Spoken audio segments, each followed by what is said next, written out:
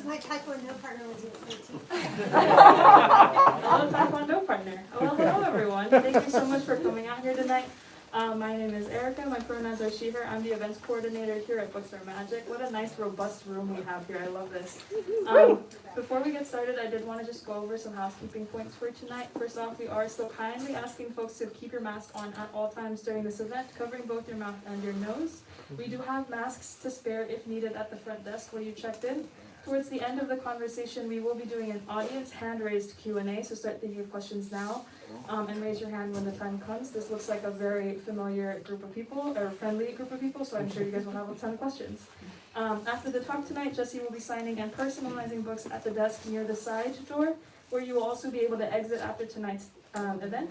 We also have additional books available to purchase from my colleagues JG and Aisha, who we met at check-in. If you're joining us virtually on the YouTube live stream, we encourage you to buy a copy of the family outing online using the link in the live stream description. Tonight it is my privilege to introduce Jessi Hempel and Jackson Budinger. I really practiced that last name. Who are here to discuss Jessi's memoir, The Family Outing. What sounds like the story of a family going out for a walk through the park is actually the warm, funny, and wise memoir from Jessi Hempel. Not a spoiler, but Jessi's entire family is actually outed. Jessi is gay, her sister is bisexual, her father is gay, her brother is trans, her mother having been romantically connected to a murderer. Even with all the intensity of a soap opera, The Family Outing proves itself to be a must-read. Part memoir and part embrace, with all the journalistic integrity to have it come together so seamlessly. Jessi Hempel is a senior editor-at-large at LinkedIn and host of the Webby-nominated podcast Hello Monday. For almost 20 years, she has been writing and editing features and cover stories about the most important people and companies in technology. She has appeared on CNS, PBS, MSNBC, Fox, and CNBC, addressing the culture and business of technology. Hempel is a graduate of Brown University and received a master's in journalism from Berkeley. Jackson Budinger is a senior communications manager at the Trevor Project, the world's largest suicide prevention and mental health organization for LGBTQ young people. In her role, Jackson is passionate about building awareness of the Trevor Project's life-saving programs and reaching more young people in crisis, so they know the Trevor Project is here whenever they feel alone. Jackson fancies herself a natural sociologist at heart, endlessly fascinated by the intersecting identities and unique lived experiences that make each of us who we are. So without any further delay, everyone please join me in giving a very warm welcome to Jessi and Jackson.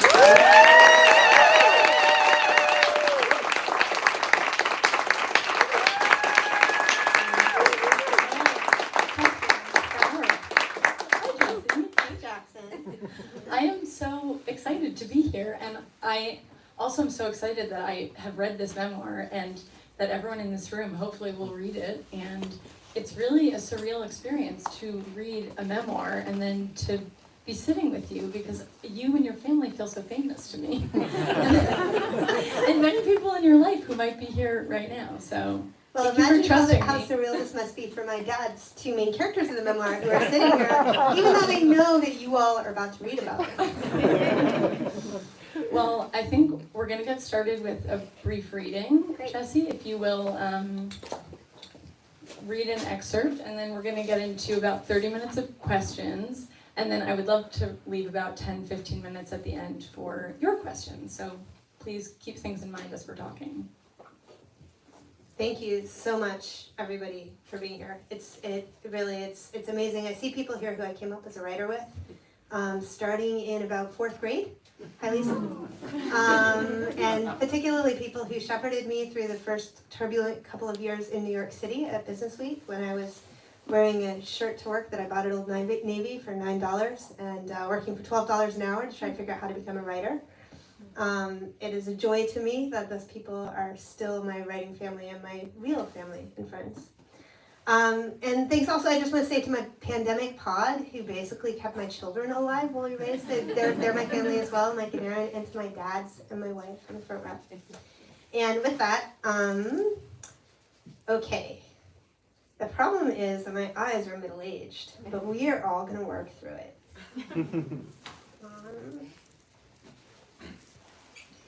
We all came out of the closet, and now we're okay.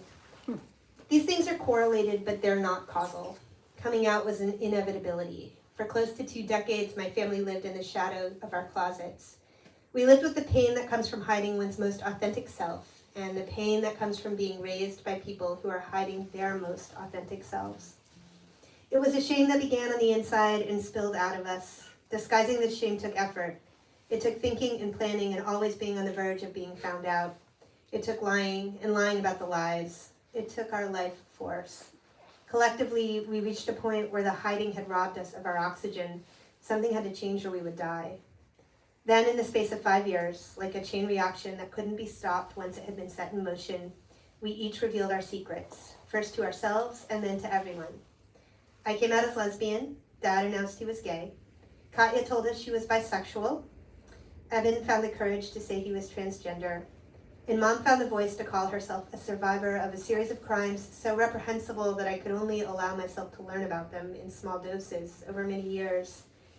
But revealing our secrets is not the same as living our truths. We came out of the closet.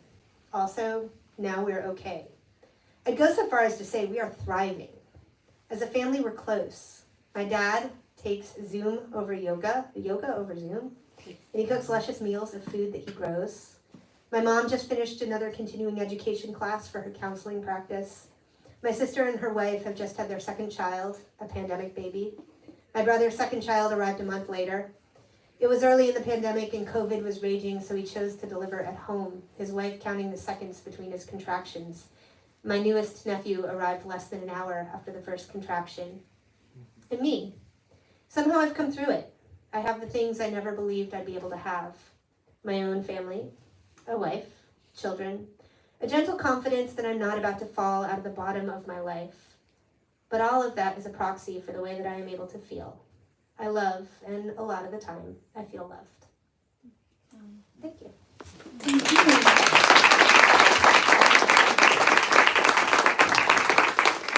Thank you, Jessi. I'm more or less going to try and stick to my script because I have a lot of things to get through, and we'll probably only get through 3 of my 8 questions. But I actually, based on that excerpt you just read, I'm going to ask my second question first, which is, this is such a personal story, and your family is so unique, and, I think reading about the Hempel family, it seemed like I had this incredible window into this very unique and unusual life and family structure. But also, there are so many universal truths scattered throughout the book that I felt were so relatable. And I often found myself, making noises to myself as I was reading, going, and like underlining things because so many things resonated with me. So I just want to ask about, that choice. Was that intentional to kind of honor the truth of your family dynamic while also identifying the threads that are universally human that, the reader could relate to? I wish I had thought about it though coherently. I did not. But I think that one thing that is true about most families is that it's really hard to be close to the people that we are closest physically and emotionally to.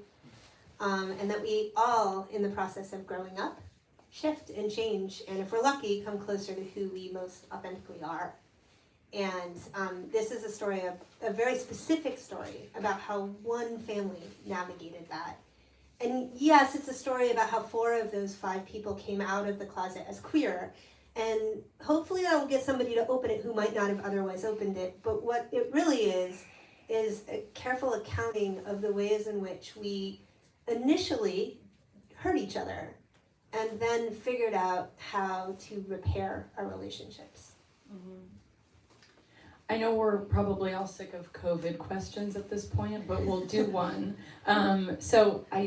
Something that I couldn't help but notice as I was reading your book is that it feels like a fully realized expression of the silver linings that many of us hoped to get out of the pandemic.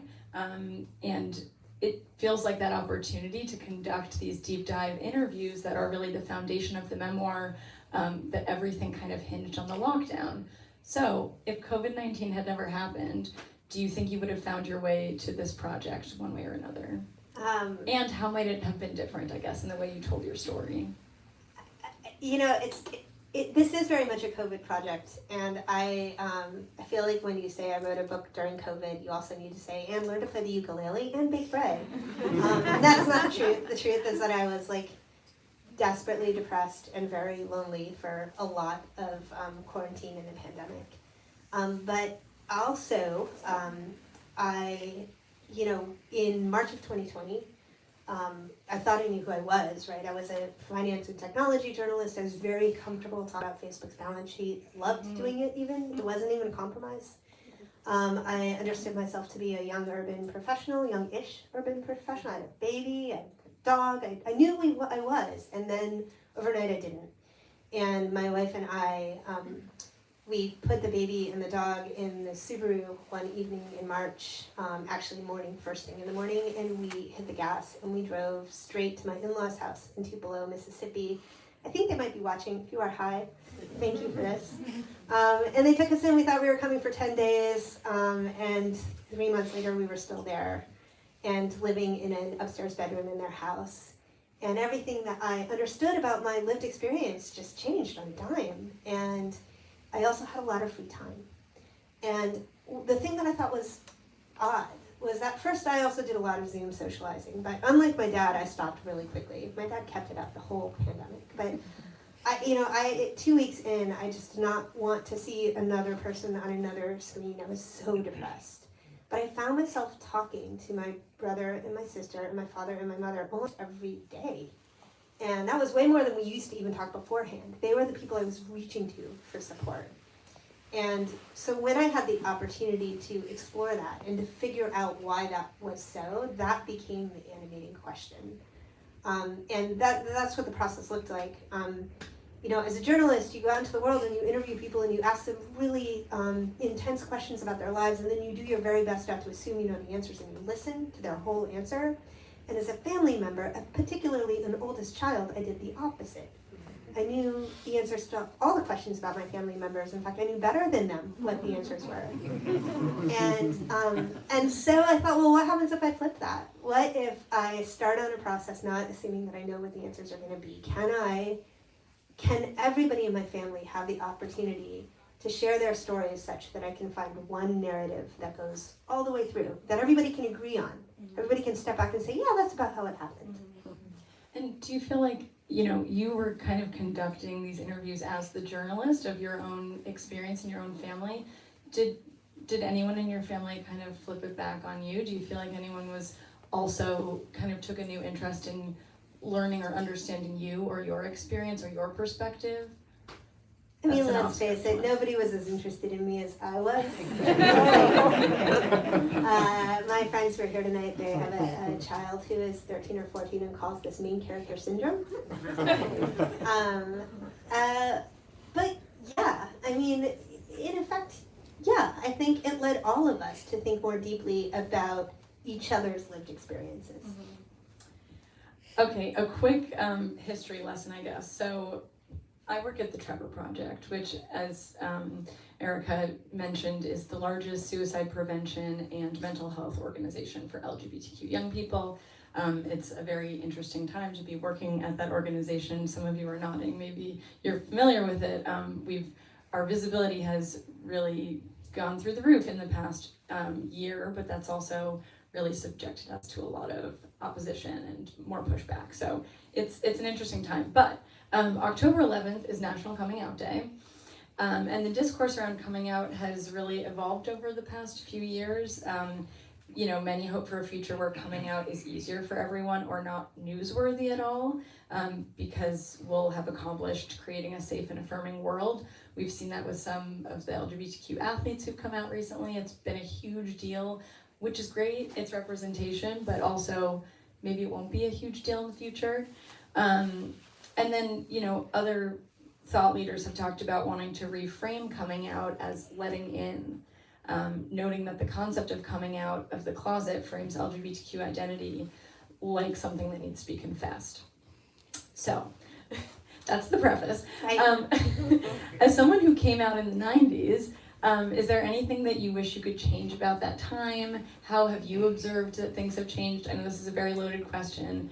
And how do you see society's understanding of coming out evolving in the future? I love that question. There are like 4 questions in Yeah, it, and I want to go right. I want to go right to the tension. Like, are we talking about coming out, or is that an old way to talk about it? Should we be talking about this idea of letting in?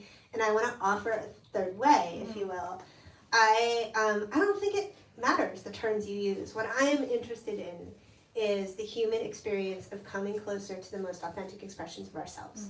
And I think that everybody, when we're born into sets of expectations that we do not invent, right? Like our parents, like when my dad and my mother brought me home, they loved me so deeply. I know that they did because now I've had a kid and looked at that kid and I'm like, whoa.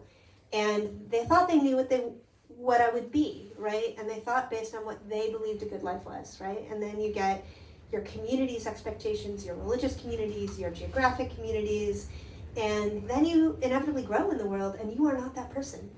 And sometimes the distance between that person and who you know yourself to be is very small. Sometimes you can live with it your whole entire life. But particularly if you are queer, not only if you are queer, but particularly if you are queer, that distance can be massive. It can feel like you cannot traverse it. And it is my hope that we are moving into a world where the feeling of that distance becomes smaller, where we feel braver and more empowered to be more authentic in our expression of selves. And yes, often the queer community has taken the language around coming out to talk about that journey, but this is not just a journey for queer people. This is a journey for anybody who's ever woken up and felt uncomfortable in the identity that they live in. I want to stay on coming out for 1 second.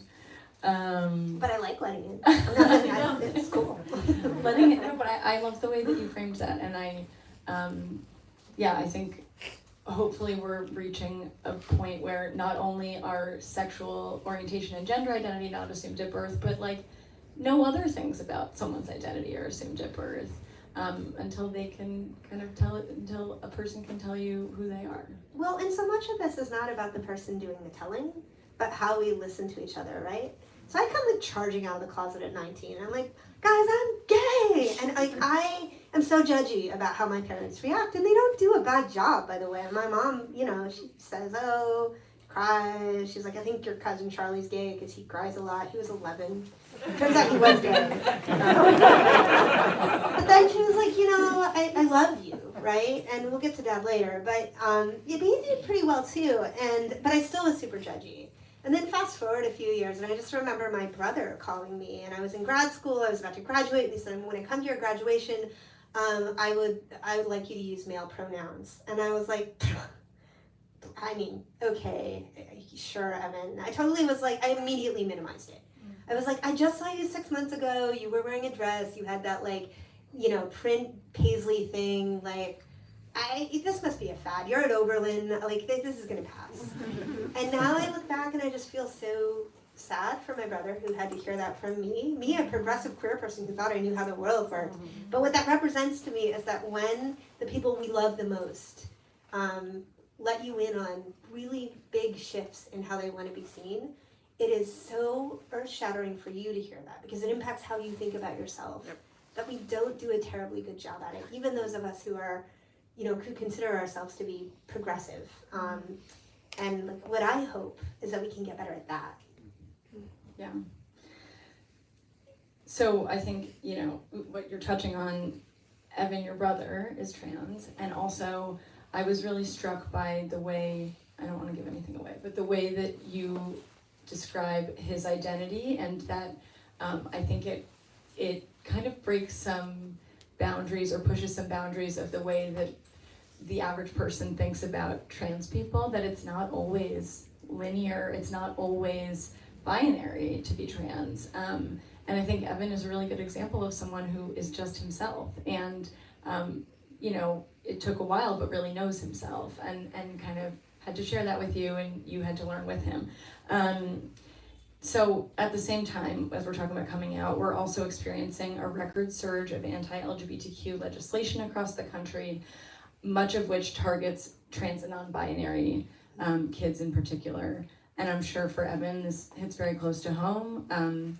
There's something in this story about Evan not being able to play on a sports team anymore in college because it no longer aligns with his gender identity. so a lot of trans and non-binary folks I work with talk about how incredibly painful this time is, of course, because their very existence is being weaponized as a political wedge issue, and it's very painful. So, what do you make of this regression in a way, and how should we push forward? It's terrifying. It is, it is an invitation for the Trevor Project to be something that everybody in the room understands more about. We were talking, Jackson was once in tech PR, and we were talking about her shift to working in communications at the Trevor Project, and I thought, well, that actually makes sense because growth industry, mental health crisis, like on the up, like, challenges for the LGBTQI communities, like, only rising. And to the question then of like, I think maybe part of what you're asking is, how does that shift what identity means to us, right? Like, and how we express that identity. And I don't have answers to that. I only have questions about that. And I yes, my brother feels that. We all feel that. Everybody in my family feels that deeply on behalf of our trans brother and the community that we live in, but also broadly on behalf of everyone in our family. I'll give you a super direct example. Like, I'm on my kid's birth certificate, which that blows my mind. If you told 1997 me, hey, you know what? You won't have a genetic connection to the children that your wife bears, but the state will still put you on the birth certificate, I would have been like, what are you smoking? But here we are, and we're married. And so we also make our home in Mississippi. We have a home in Brooklyn, and we also have a home in Mississippi. And that birth certificate is a state document. And that means that if marriage suddenly disappears tomorrow, a place where my family spends tons of time will be a place where I can't count on the fact that if my son breaks his arm tomorrow and I have to run into the emergency room, I will be recognized as his parent. And that is like forcibly moving backward quickly. It is terrifying to me. And I am a person who has the wherewithal and the resources to figure out how to adopt my child, which we're doing, honestly, Francis, we're going to get started tomorrow. I've had the book. You all heard it. It's a terrifying moment. Yeah. Something you were talking about that I wonder if you would share a little bit about Martha and that community, but I'll lead us in. So a stat that we often share at the Trevor Project is that having at least one affirming adult in an LGBTQ young person's life can reduce their risk of suicide by 40%, which is a pretty staggering number. That adult can be a parent ideally, maybe, but it does not have to be, and it often is not.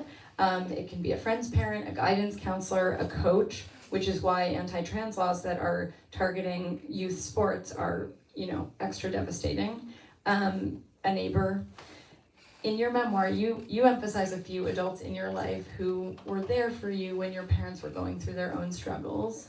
Did you explicitly think of them, those figures, as affirming adults in your life as when you were growing up? Because they really did have a very profound impact, I think, it seems, on accepting yourself and your identity and feeling safe and feeling affirmed. Or was it through the introspection of writing this book that their roles became clear? And then part two of my question, because I love a multi-part question. Has there been any young person in your life that you've been able to support in that way who aren't your own children? It's a great question. So to we'll go higher order on down, right?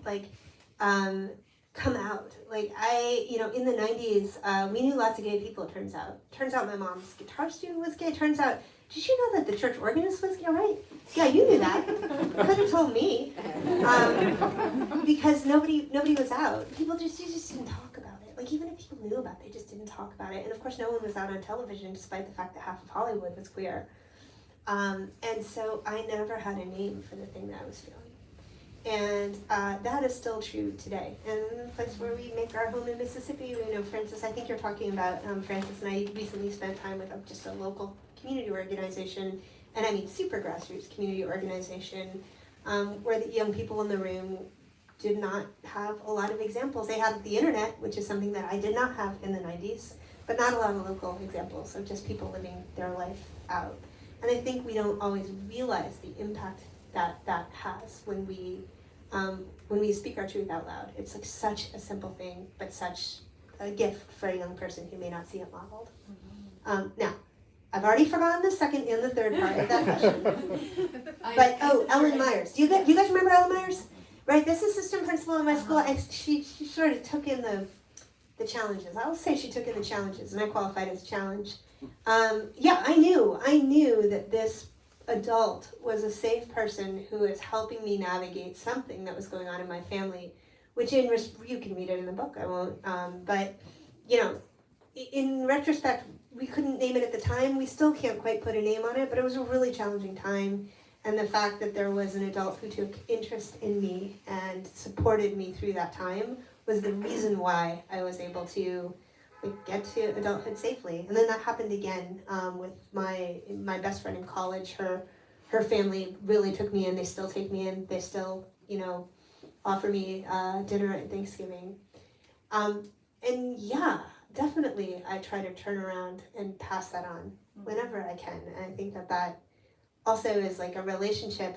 And I think you guys have some research about this at the Trevor Project, right? Like the idea of what a competent older influence can be for a younger person.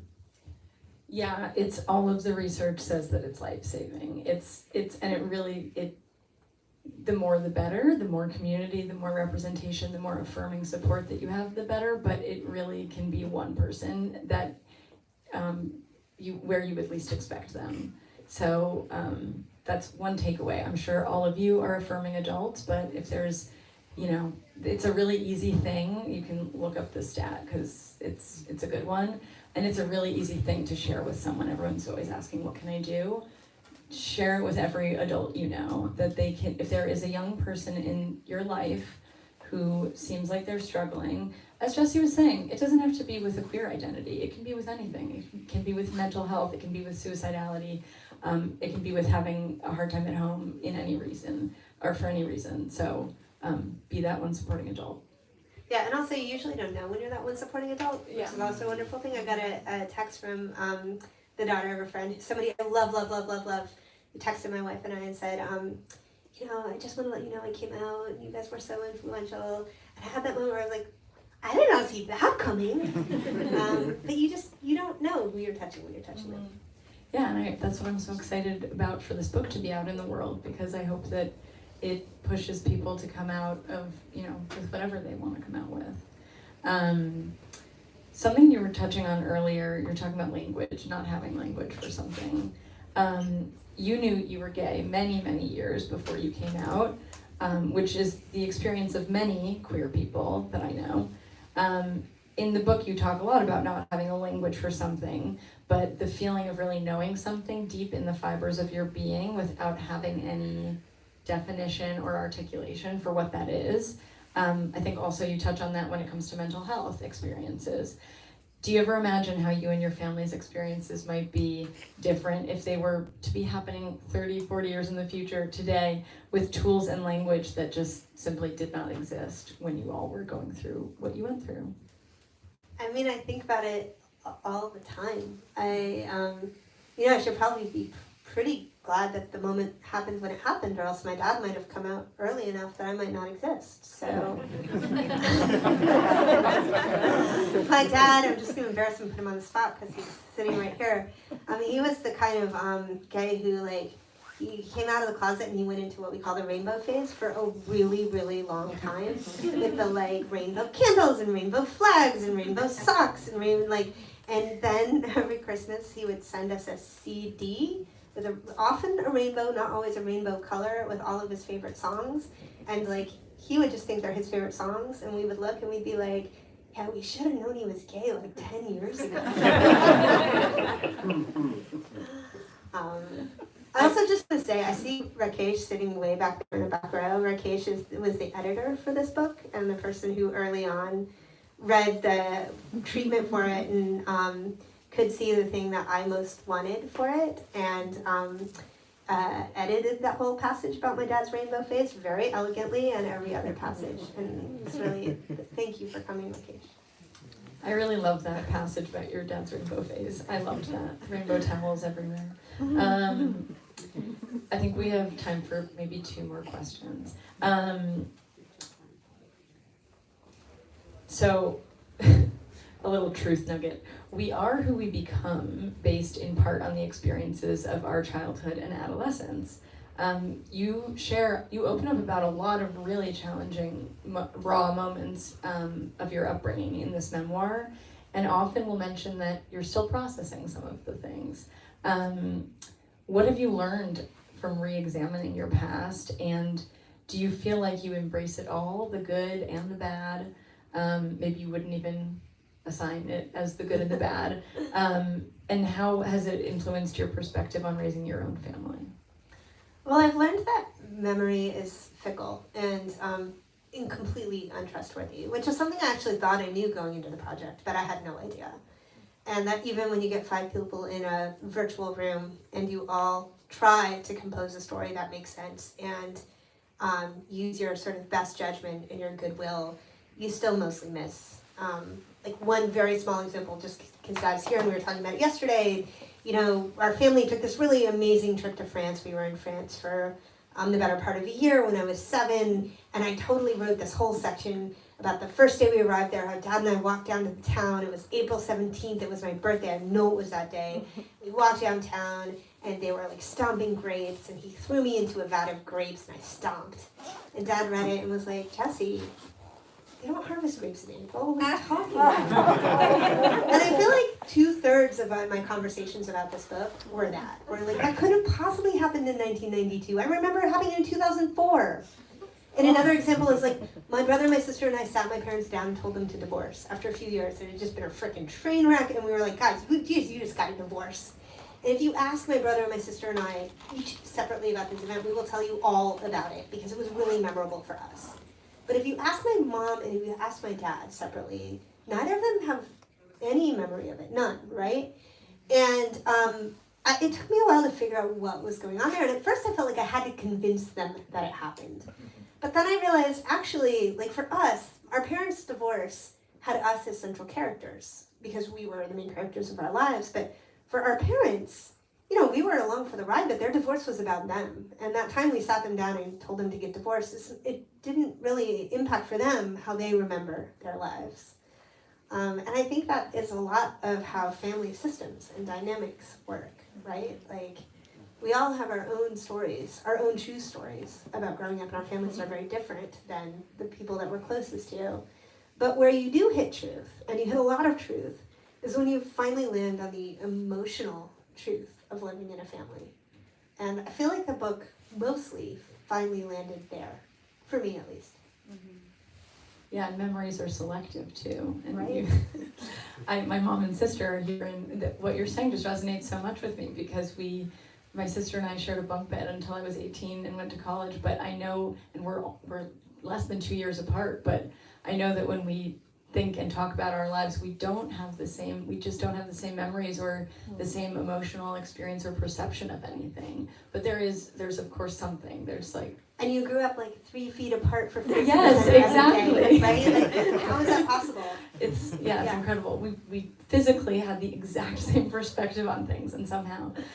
Did you have the top bunk or the bottom? I had the top bunk, always the top bunk. I mean, maybe that's part of it. I wanted the bottom bunk when I went to college, and then my roommate, I was in a converted triple, which is a fancy way of saying we stuffed 3 people into a tiny shoebox, and my roommate said, I'm afraid of heights, so I ended up getting the top bunk again, because she needed the bottom bunk.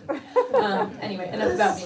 I would love to. Now what your memoir title is going to be. Yeah. Not the top bunk. I would love to turn it to the audience for some Q&A. You can just raise your hand if you have a question. Say it loud. I'm going to repeat it in the microphone for the live stream. You. Hi. It's a great book, Jessi. Congratulations. I want to touch on a point you just mentioned about the narrative. You're the narrator of your story, but in terms of the permission to be the narrator of your siblings' story and your parents' stories, how did you navigate that? She's asking about the permission. You're the narrator of your own story. How did you navigate getting the permission of your family to be the narrator of their story too? Yeah, so one confusing thing about the book, I hope it's not confusing when you read it, is that I occupy all 5 members of my family's perspective at various points. And I simply asked permission right at the beginning. I said, this is how I want to do it. And then I reported this book out. I would make an appointment with Dad. We'll do an hour on Zoom. I want to talk about 1982 through 87, next Thursday. And I would transcribe those interviews. And then I would write the chapter. And then I don't even know if this was, many people who write books tell me this was a bad idea, but it worked for me. I sent every chapter to my family as I wrote it. And I did that because it's so personal, and they were putting so much trust in me. And they didn't always agree. Often we went back and forth getting it more closely aligned to what they remembered about the experience. Occasionally they would disagree about something large. That would be my perspective, and we would still choose to leave it in, and they were very gracious about that. But by the time Rakesh got the first draft, everybody in my family had come along for the entire journey in real time. Thank you, Diane. You're welcome. Who else? Yes. Amy. So as a follow-up to that question, was the initial reaction from all of them positive, or was there hesitation that then turned into, okay, I'm gonna go for it? Was the initial reaction from most of your family members positive, or was there initial hesitation from any one party that eventually kind of resolved? It's a great question. At the very beginning, my mom was the first person to say yes, which was remarkable because she's the person I struggled with the most. I still remain very grateful to her for that.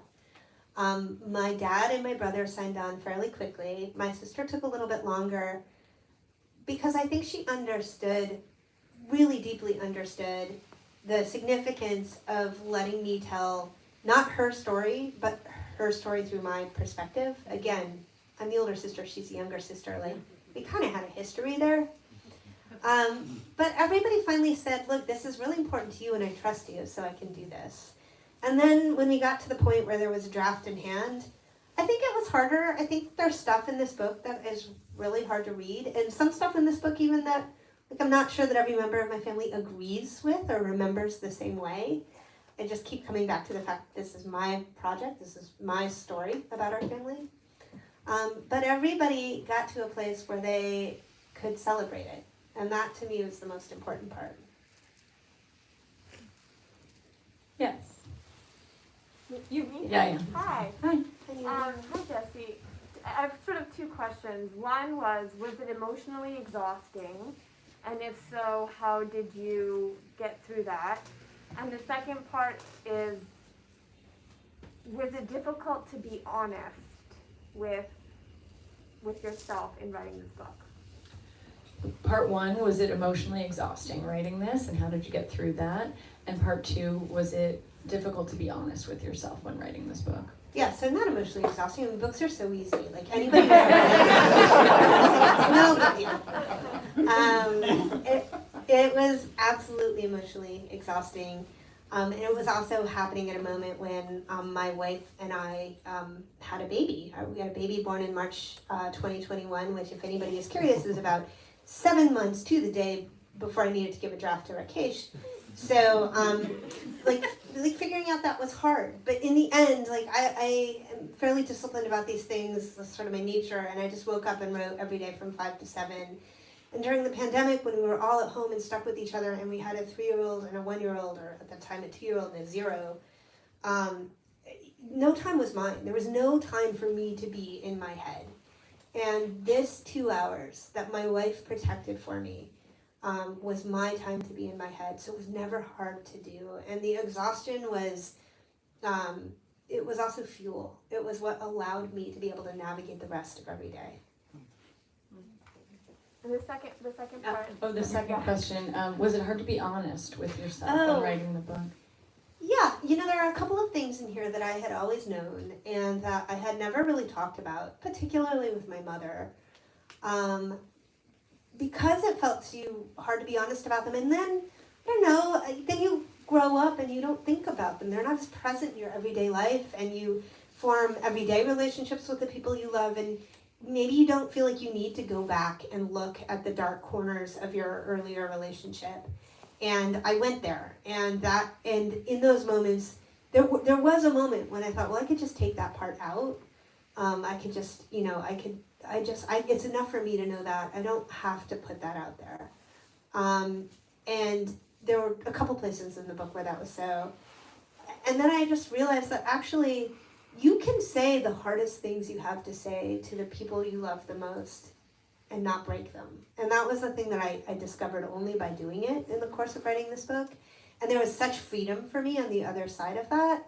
That it was hard to be honest, but the honesty unlocked something I never suspected was there. Thank you. Jessi, what effect did writing the Time magazine cover story before the pandemic, before you started this process, have on the dynamics, interpersonal and personal, if you did this? So how did writing the Time magazine cover story about your brother's pregnancy, affect you personally and interpersonally before the pandemic? It's a great question. So in 2016, my brother, newly pregnant, called me up and said, I want to tell my story. There are these 5 filmmakers, these straight white men who have a film company in LA who want to make the story. I'm sure, by the way, that those men went into this process with like big open hearts and minds. But I said, brother, if you're going to have somebody tell the story, like you have a journalist who is even queer in the family, like, come on. But at that point, I really was a technology writer. I wrote for Wired magazine, and by the way, I loved it. I love gadgets, I love AI, I love, all of it. And it was a very different thing for me. Such a different thing that Wired was like, we pass on that story. That's not a story that's interesting to us. You can write it for somewhere else. And so I interviewed my brother, and it was the first time I had the experience of interviewing a family member, and it was the first time that I learned that if you ask a question but then don't interrupt, but just listen to the end of the answer, you actually learn a lot of stuff you didn't know about the person. And then when that story came out, I was so afraid. It was September 2016. My brother was photographed for that story chest feeding his newborn baby. And I was so afraid that bad things would happen, but what I discovered was the opposite. There was a little hate on the internet. The internet can be gnarly. But, I remember like a guy in a baseball cap walked up to my brother and was like, "You're that guy from Time magazine, right?" And my brother held his baby closer. The guy was like, "I think I'm your neighbor. Like, we should get together." And that overall was the whole sentiment of the reaction to the story. And I thought, gosh, maybe like one thing we're missing about queer identity when we get all politicized about it in our heads is that there are queer people in our communities everywhere, and they're just people, and we're all trying really hard to know each other better. Mm-hmm. Thank you for asking, Deb. Yes. So everyone's always evolving. How did you know when to end the story? Everyone is always evolving. How did you know when to end the story? Andrew, that's a great question. It ended like a minute and a half ago. So it ended when it was time to turn in the draft to vacation. But we also were in a minute in my family where the next generation is super little. They're too little to really be included as characters, and they're also young enough that they won't have an opportunity probably to read this and think about it for 15 years or so. And that felt like grace to me, that felt important. And we're lucky enough that both of our parents are still here and in good health and able to be robustly part of it. So the story just felt like it was a story for right now. And if I had told this story 5 years from now, it probably would be a different book.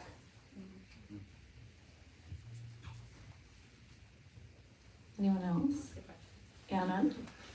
I'm wondering if you feel like your communication style with your family has changed since writing the book, and if you find it hard kind of to bounce back from that journalism-based form of communication, or if you find yourself having conversations now and think, oh, how am I going to write about this later, and then realize, I don't have to. I'm right back to interrupting everybody and thinking I know everything. I think they would all say that. And I also say, I think this is probably so in a lot of families. My brother and my father and I have like a shared, like we're wordy people, we're ethereal, heady people, we're righty people, we write.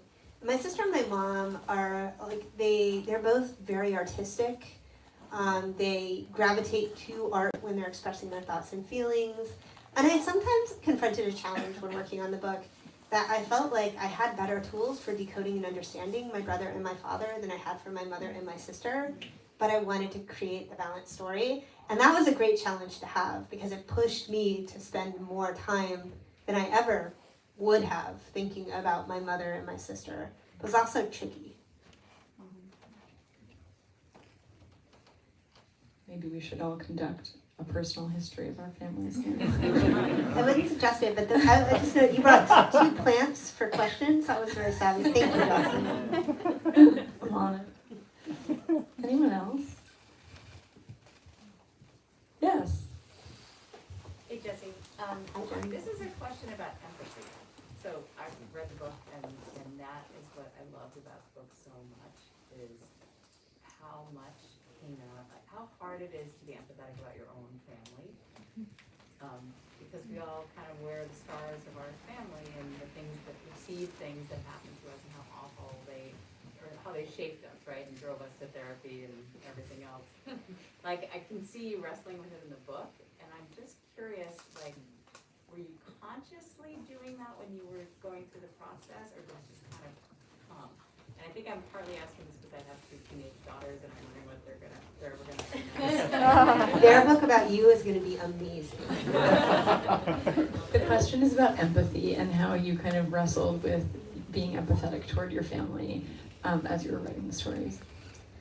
I don't know that I have a broad answer to that, but I will say that I thought about taking on this book, and I met the agent that I worked with, Suzanne Gluck, who I really loved working with.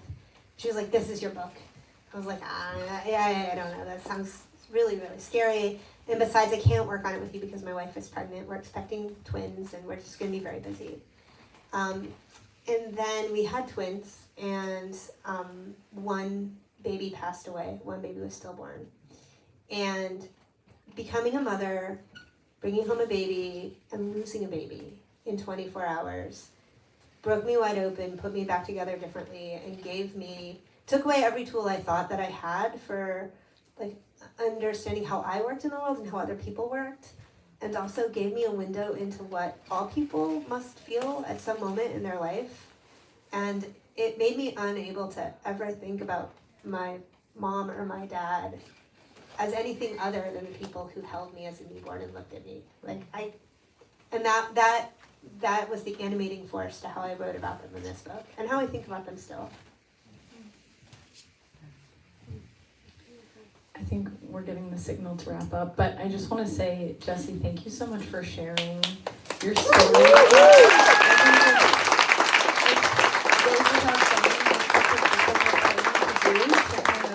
Display yourself out and put yourself on the page like that, but I think it's so generous. I think that this memoir is really generous, and I hope that everybody takes a lot of inspiration out of it and realizes things about their family and their lived experiences that they didn't before. So thank you for sharing. Thank you everybody for coming. It's like it is a dream to be here in this moment. Also, if you stick around, it's Monday, it's raining, like go home to your people. But if you don't go home to your people, come over to the Clover Club and have a glass of anything you want with us after. Please. Thank you.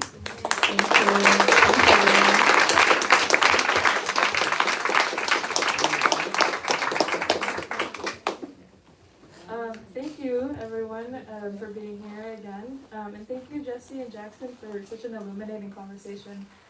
As a reminder, Jessi will be signing at our back desk, so just please wait to approach the desk until she's gotten settled back there. We have additional copies of Jessi's A Family Outing available for purchase at our front desk. For those still with us on YouTube, you can find the link to purchase books in the description. That is all for me, so thanks again, everyone, for coming out tonight. Please join me in giving Jessi and Jackson a final round of applause.